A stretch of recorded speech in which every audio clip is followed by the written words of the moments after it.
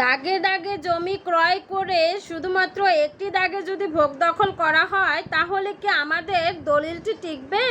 আসলে আমরা অনেক সময় 2 থেকে 3টা দাগের জমি ক্রয় করে থাকি।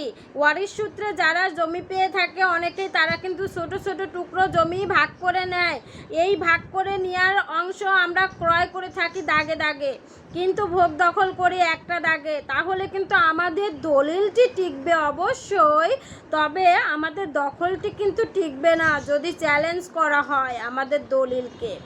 যখন আমাদের দলিলের সাথে দখল মিলবে না তখন কিন্তু আমাদের ওই দখল অবশ্যই ছেড়ে দিতে হবে।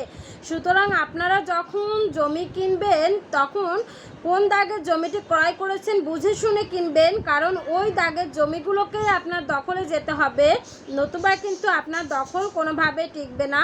আর টিকাতে হলে এওয়াজ বদল দলিল করে নিতে হবে।